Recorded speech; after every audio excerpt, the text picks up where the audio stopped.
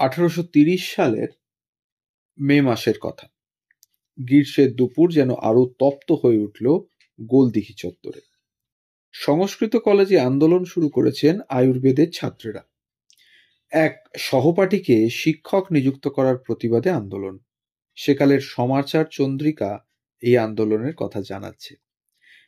শ্রীযুক্ত ক্ষুদিরাম বিশারদ কর্মে রহিত হইলে তৎপদে তাহার এক ছাত্র শ্রীযুক্ত মধুসূদন গুপ্ত নিযুক্ত হওয়াতে অন্য ছাত্রেরা সোমাধ্যায়ীর নিকট পাঠ স্বীকার না করাতে কলেজাধ্যক্ষ মহাশয়েরা তাহাদিগের প্রার্থনা পূর্ণ না করাতে সকলে কলেজ ত্যাগ করিয়াছেন। আয়ুর্বেদ বিশারদ ক্ষুদিরাম বাবু 30 এপ্রিল শিক্ষকতার কাজে অব্যাহতি নেন এবং মেধাবী ছাত্র মধুসূদন গুপ্তকে নিজের স্থলাভিষিক্ত করার সুপারিশ করেন। কর্তৃপক্ষ সিদ্ধান্তে অটল থাকায় আন্দোলন নতজানু হল। আর যাকে শিক্ষকের আসন এগিয়ে দিয়েছিলেন ক্ষুদিরাম, সেই মধুসূদন গুপ্ত বছর তিনেকের মধ্যেই হয়ে উঠলেন শরীর সংস্থান বিদ্যা বা অ্যানাটমির খ্যাতিমান শিক্ষক। যে সহপাঠীরা আন্দোলনে নেমেছিলেন তারাই হলেন তার বন্ধু ছাত্র। 1806 খ্রিস্টাব্দে হুগলির বৈদ্যবাটির কবিরাজ বংশে জন্ম মধুসূদনের। ছেলেবেলায় বড্ড অবাধ্য, একগুঁয়ে ছিলেন। কৈশোরে পালিয়ে যান বাড়ি ছেড়ে। খোঁজ মেলে 1824 সংস্কৃত কলেজের ছাত্র তখন। বউবাজার এলাকায় একটি ভাড়া বাড়িতে শুরু হয়েছে কলিকাতা সংস্কৃত কলেজের পঠন পাঠন। 1826 সংস্কৃত কলেজ বর্তমান ভবনে স্থায়ী ঠিকানা পেল। 1827 চালু হলো বৈদ্যক বিভাগ বা আয়ুর্বেদ বিভাগ, medical class in the Sanskrit college. 7 জন ছাত্র নিয়ে মধুসূদন যার অন্যতম।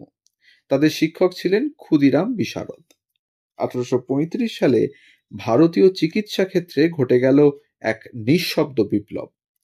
কল্লোলিনী তিলোত্তমার বুকে তৈরি হলো মেডিকেল কলেজ। ইউরোপীয় পদ্ধতিতে ভারতীয় ডাক্তাররা আধুনিক চিকিৎসা পদ্ধতির সঙ্গে প্রথমবারের জন্য করমর্দন করলেন কলকাতা মেডিকেল কলেজের বদান্যতায়।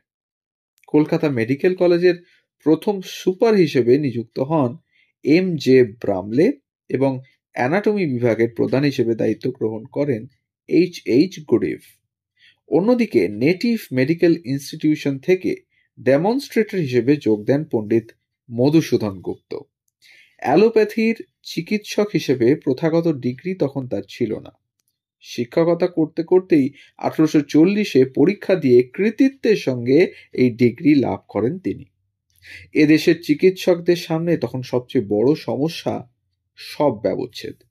মানুষের চিকিৎসা করতে হয় তাদের, অথচ মানুষের সব ব্যবচ্ছেদ করতে পারেন না তারা। পশুর দেহ ব্যবচ্ছেদ করে কোনো রকমে চিনতে হয় শরীরের অভ্যন্তর।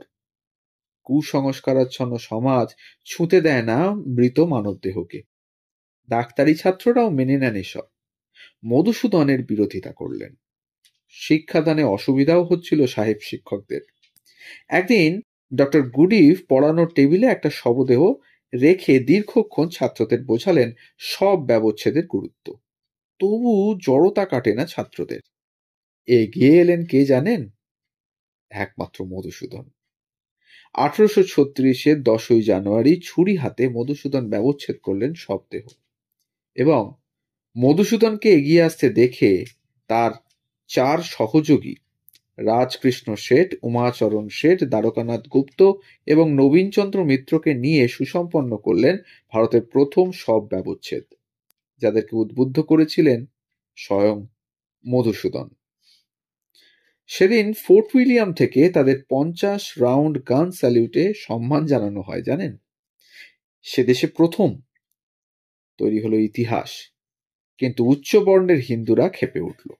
কেমন ছিল সেদিন কলকাতার পরিস্থিতি?